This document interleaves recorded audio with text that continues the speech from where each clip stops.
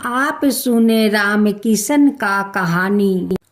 राम किशन परमहंस नदी किनारे हमेशा की तरह अपने ध्यान में बैठे हुए थे।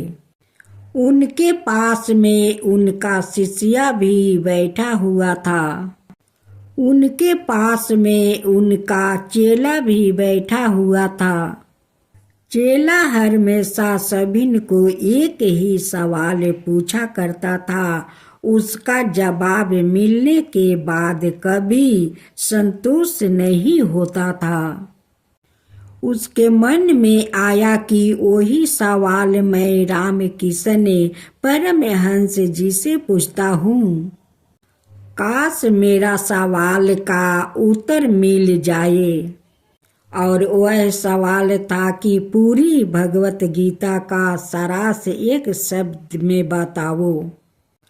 जब राम किशन परमहंस अपने ध्यान से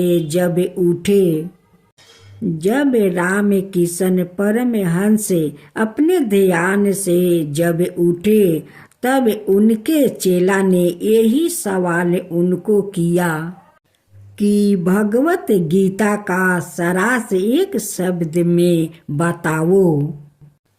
यह सवाल सुनकर राम किशन परमहंस धीरे से मुस्कुराया और कहा कि आपने जो सवाल पूछा है उसी में ही उसका उत्तर है।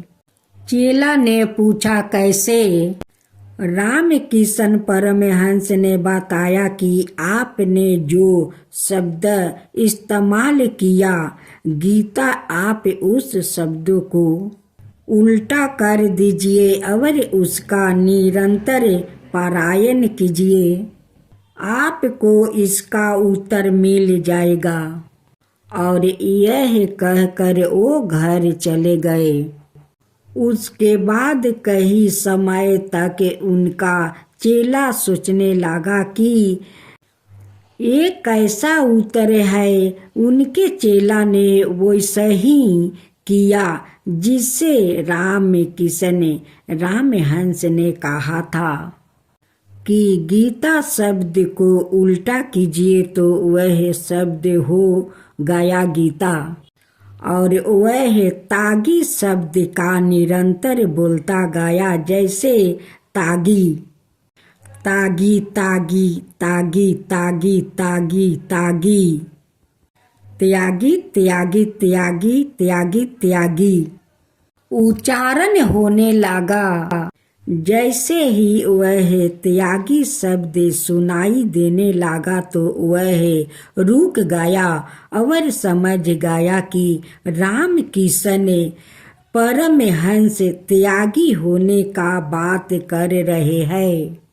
और वह इस उत्तर से काफी संतुष्ट हुआ और उसने अपने जीवन में सच्चे त्याग की परिभाषा को समझा और अपने जीवन में अनुग्रह किया।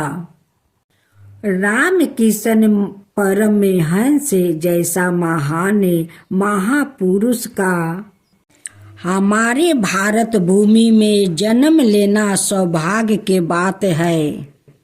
उसी कारण हमें राम किशन परमहंस का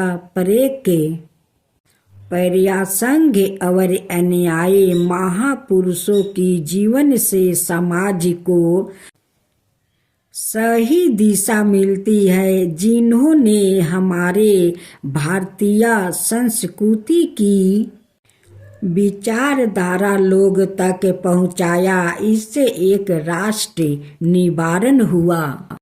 कभी कभी विचार करता हूँ, महापुरुष के जन्म हमारे भारत नहीं हुए होते तो उपनिषद वेद आज जितनी भी अच्छे विचार हम तक नहीं पहुँचते तो समाज का पतन निश्चित होता। आप सुने वैकुंठ चतुर्दशी व्रत कथा। वैकुंठ चतुर्दशी की पौराणिक कथा के अनुसार एक बार की बात है, नारद जी पृथ्वी लोक से घूमकर वैकुंठ धाम पहुँचते हैं। भगवान विष्णु उन्हें आदर पूर्वक बैठाते हैं और प्रसन्न होकर उनके आने का कारण पूछते हैं। नारद जी कहते हैं, हे प्रभु, आपने अपना नाम कृपा निधान रखा है, इससे आपका जो प्रिय भक्त है वो ही तर पाते हैं। जो सामान्य नार नारी है वो वंचित रह जाते हैं। इसलिए आप मुझे कोई ऐसा सरल मार्ग बताइए जिससे सामान्य भक्त भी आपकी भक्ति कर मुक्ति पा सके। यह बात सुनकर विष्णु जी बोले, हे नारद, मेरी बात सुनो। कार्तिक शुक्ल पक्ष की चतुर्दशी को जो नार नारी व्रत का पालन करेंगे और श्रद्धा भक्ति से मेरी पूजा अर्चना करेंगे, उनके लिए स्वर्ग का द्वार साक्षात खुले होंगे।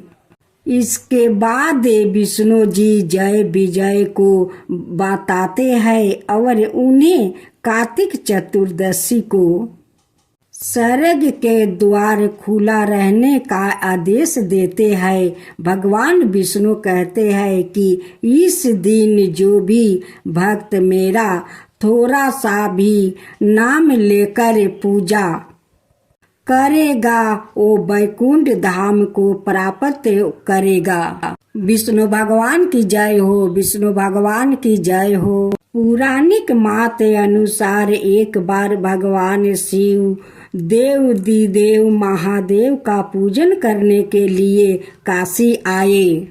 वहाँ माणिकनिर्का घाट पर स्नान करके उन्होंने 1000 सबरम कमल पुष्पों से भगवान विश्वनाथ के पूजन का संकल्प किया। अभिषेक के बाद जब वो पूजन करने लगे तो शिव जी ने उनकी भक्ति की परीक्षा के उद्देश्य से एक कमल पुष्प कम कर दिया। भगवान श्री हरि को पूजन की मूर्ति के लिए 1000 कमल पुष्पों चढ़ाने थे। एक पुष्प की कमी देखकर उन्होंने सोचा, मेरी आंखें भी तो कमल की ही समान है, मुझे कमल नयन और पुंडरीक्षक कहा जाता है। यह विचार कर भगवान विष्णु अपनी कमल समान आंख चढ़ाने को प्रस्तुत हुआ।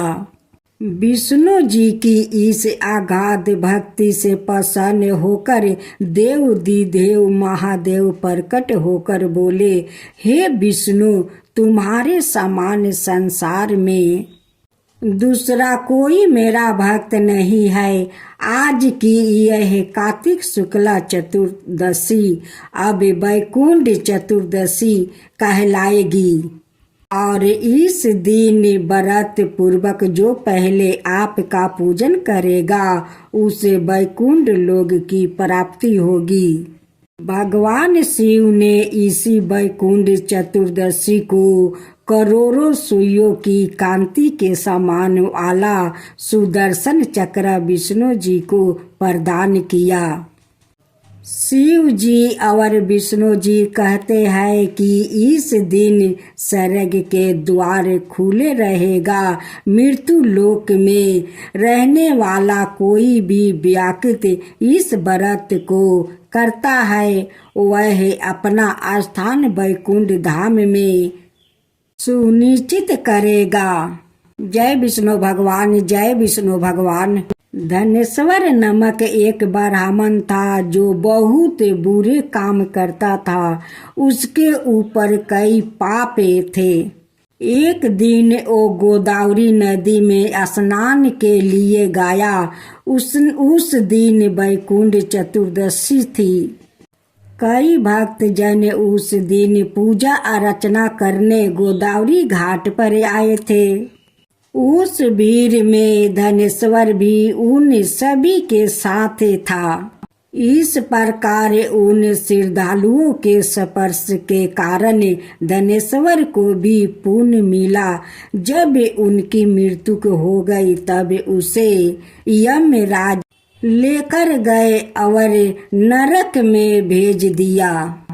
तब भगवान विष्णु ने कहा, यह बहुत पापी है, पर इसके वैकुंठ चतुर्दशी के दिन गोदावरी स्नान किया और श्रद्धालुओं के पुण्य के कारण इसके सभी पाप नष्ट हो गए, इसलिए इसे वैकुंठ धाम मिल गया। अंत धनेश्वर को वैकुंठ धाम की प्राप्ति हुई।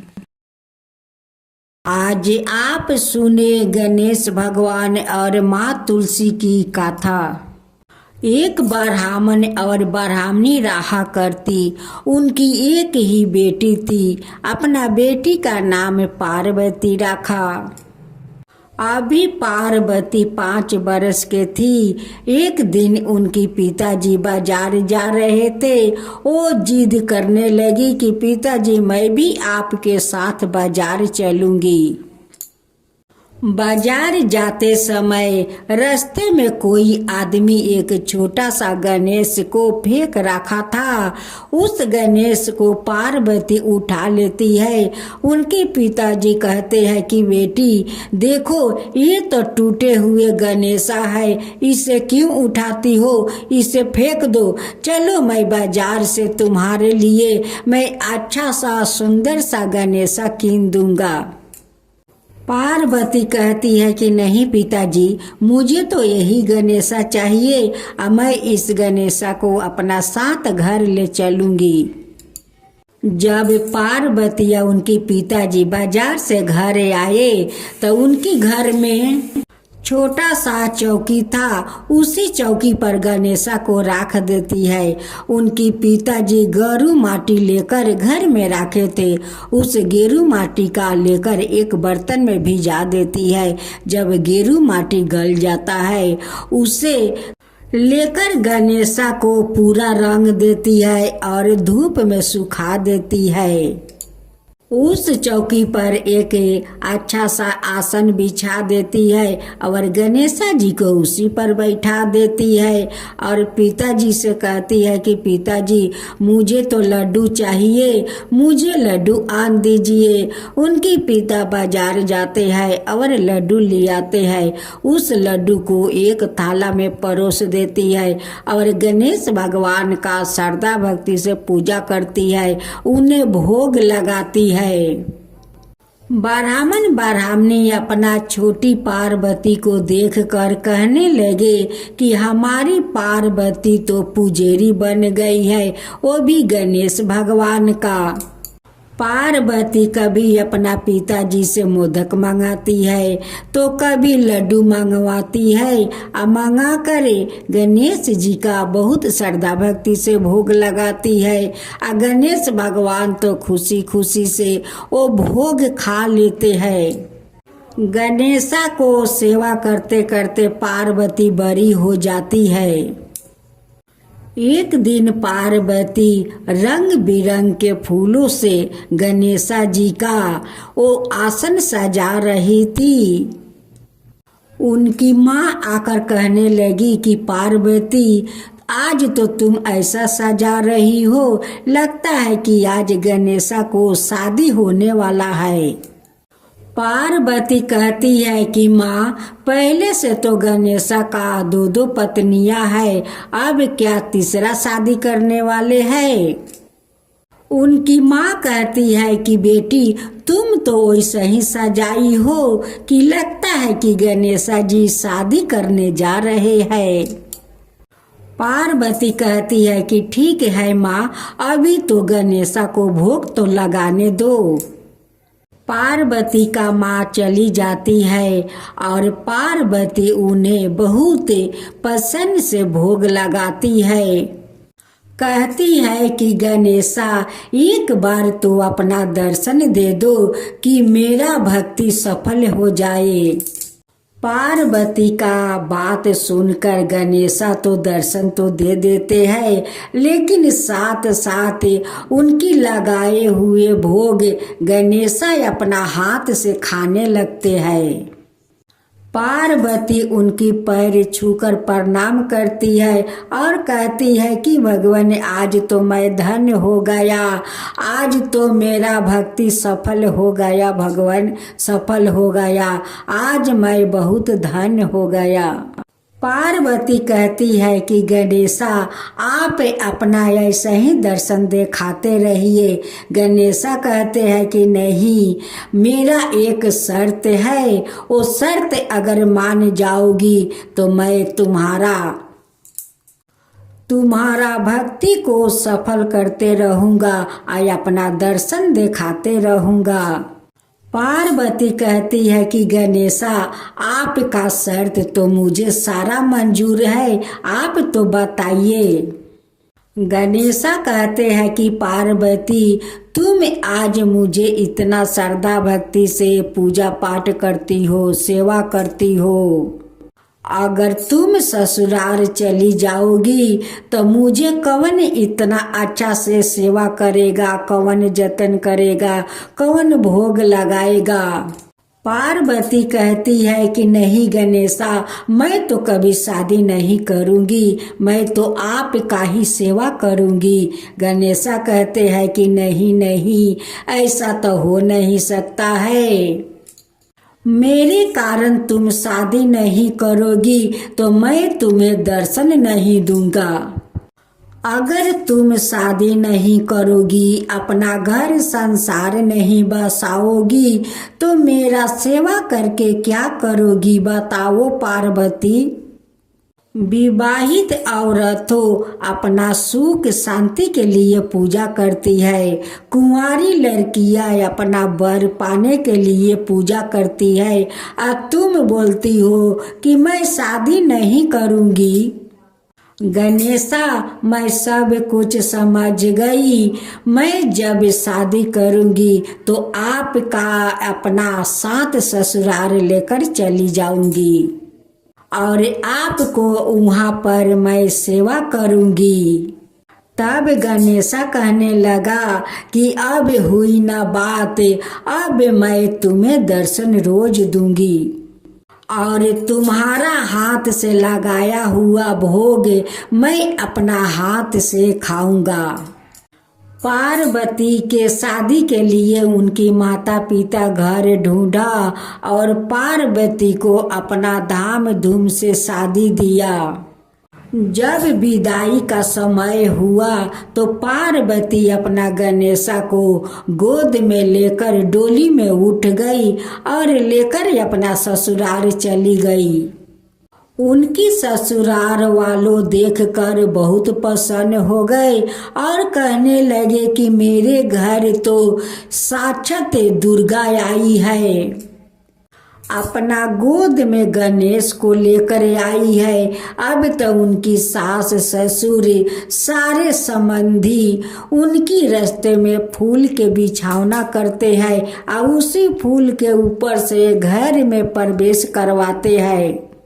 पार्वती का पैर ससुराल में पड़ा और ससुराल वालों को घर धन से भर गया। सारे ससुराल वालों मिलकर गणेशा को धाम धूम से पूजा करने लगा। हे गणेशा, आप जैसे उस पार्वती को मिले और उनकी ससुराल में जाकर धन भर दिया, वैसे सबका घर में जाकर धन भर दीजिए, सबका ऊपर कृपा कीजिए। जो आपका कथा कहे, जो सुने, जो हुंकार भरे, उन सब का घर भर दीजिए, उन सब का ऊपर कृपा कीजिए, सबका घर धन से भर दीजिए। गणेशा की जय हो, गणेशा की जय हो, विष्णु भगवान की जय हो, विष्णु भगवान की जय हो, मैया लक्ष्मी की जय हो, मैया लक्ष्मी की जय हो, इगारसी माता की जय हो, इगारसी माता की जय हो। युधिष्ठिर कहने लगे कि हे भगवान, आपने हजारों यज्ञ और लाखों गौदान को भी एकादशी व्रत के बराबर नहीं बताया, सो यह तिथि सब तिथियों से उत्तम कैसे हुआ, बताइए। भगवान ने कहने लगे, हे युधिष्ठिर, सतयुग में मूर नाम का दैत्य उत्पन्न हुआ।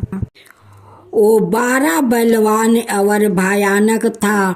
उस प्रचंड दैत्य ने इंद्र, आदित्य, वासु, बाहु, अग्नि आदि सभी देवताओं को पराजित करके भगा दिया।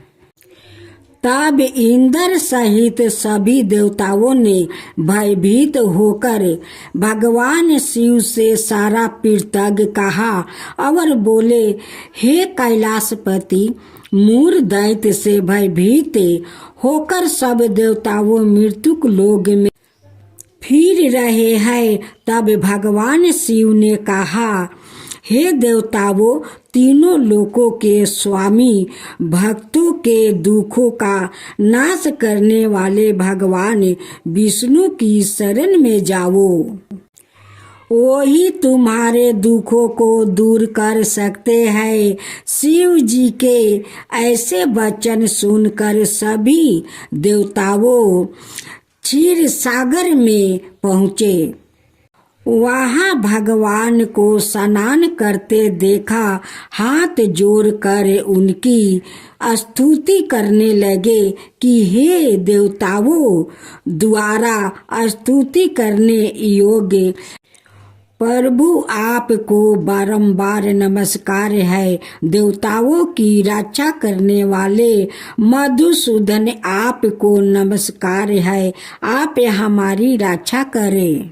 दैत्यों से भयभीत होकर हम सब आपकी शरण में आए हैं। आप इस संसार के कर्ता, माता पिता, उत्पत्ति और पालन करता और संहार करने वाले हैं। सबको शांति प्रदान करने वाले हैं। आकाश और पाताल भी आप ही है। सबके पीताम्बा, ब्रह्मा, सूर्य, चंद्रमा, अग्नि, सामग्री, होम, आहुति, मंत्र, तंत्र, जप, यजमान, यज्ञ, कर्म कर्ता, भोक्ता भी आप ही है।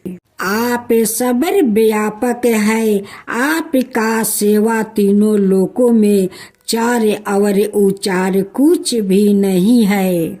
हे भगवान, दैत्यों ने हमको जीत कर स्वर्ग से भ्रष्ट कर दिया है और हम सब देवता इधर उधर भागे भागे फिर रहे हैं।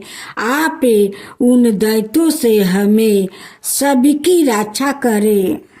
इंद्र के ऐसा वचन सुनकर भगवान विष्णु कहने लगे कि हे इंद्र, ऐसा मायावी दैत्य कौन है जिसने सब देवताओं को जीत लिया है? उसका नाम क्या है? उसमें कितना बल है और किसके आश्रय में है? उसका स्थान कहाँ है? यह सब मुझसे कहो।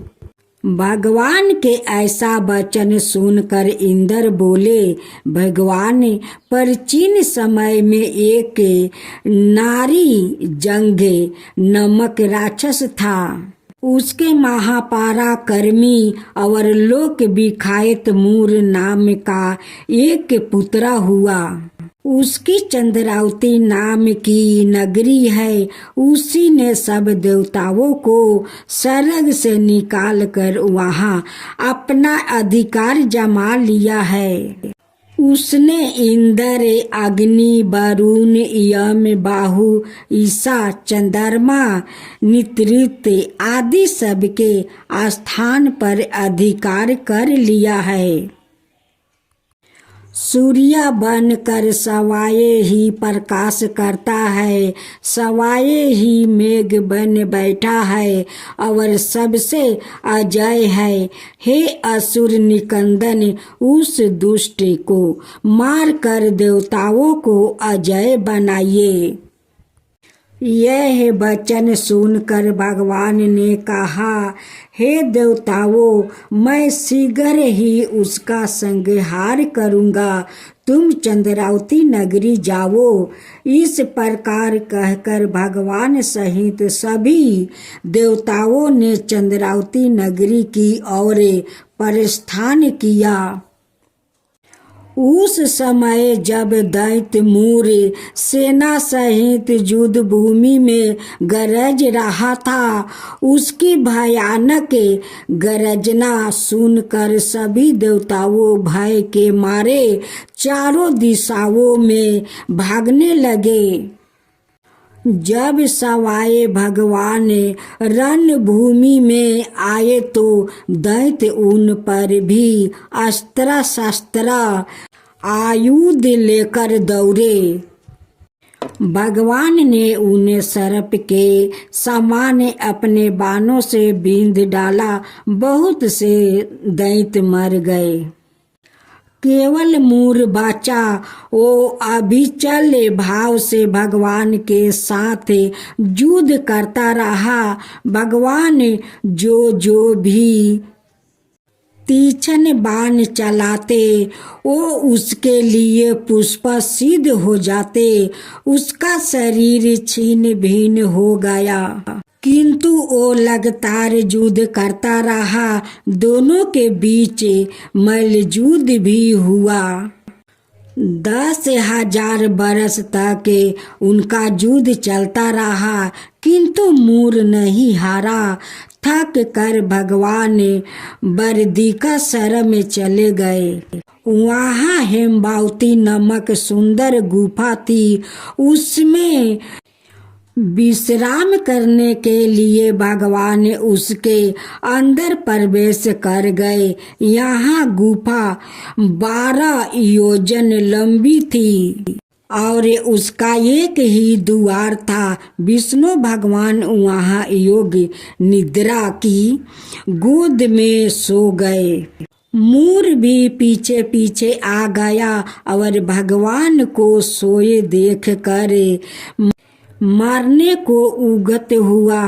तभी भगवान के शरीर से उजाला कांतिम रूप वाली देवी प्रकट हुई। देवी ने राक्षस मूर को ललकारा, युद्ध किया और उसे तत्काल मौत के घाट उतार दिया। श्री हरि जब योग निद्रा की गोद से उठे तो सब बातों को जानकर उस देवी से कहा कि आपका जन्म एकादशी के दिन हुआ है, अंत आप उत्पन्ना एकादशी के नाम से पूजित होगी। आपका भक्त वही होगे जो मेरे भक्त है। जय श्री हरि। विष्णु भगवान की जय हो, विष्णु भगवान की जय हो। दोस्तों, आप सुने हरिश्चंद्र राजा का दुख भरी कथा। एक दिन जब महर्षि विश्वामित्र दरबार में आए तो सत्यवादी राजा हरिश्चंद्र ने स्वप्न अनुसार अपना पूरा राज्य उन्हें सौंप दिया। उनके द्वारा दक्षिणा में 500 स्वर्ण मुद्राएं मांगने पर उन्होंने अपने पुत्र, पत्नी और सवाए को बेचना पड़ा। तब कहीं जाकर दक्षिणा दे पाए। जिस चंडाल ने राजा हरिश्चंद्र को खरीदा, उसने उन्हें शमशान में नियुक्त कर दिया, जहां उनका काम था कि वो सब जलाने के लिए आए हुए परिजनों से शमशान में वसूल करे। एक रात्रि की बात है, एक स्त्री अपने पुत्र का देह संस्कार कराने के लिए शमशान में आई निर्धनता के कारण उसके पास कफन के लिए भी पैसा नहीं थे। सब को ढकने के लिए उसने अपनी धोती तक फाड़ ली। उसे भी राजा हरिश्चंद्र ने शमशान का कर्ज मांगा। एक तो पुत्र की मृत्यु का शोक, ऊपर से उसका अंतिम संस्कार न कर पाने की विवशता के कारण सबकी दुर्दशा की चिंता से वो बेचारी बिलख बिलख कर रोने लगी। फिर भी सत्यवादी राजा ने उसे देह संस्कार करने की आज्ञा प्रदान नहीं की।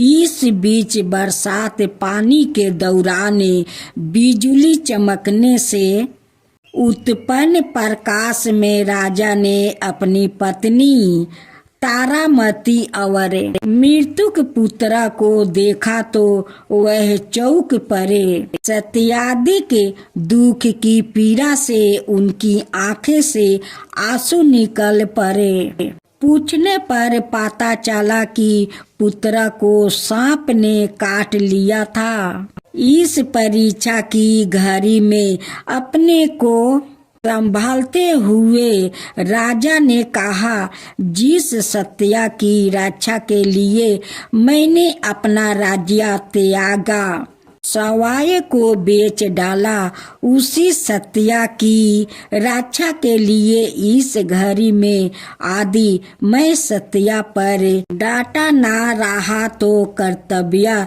चूक हो जाएगा।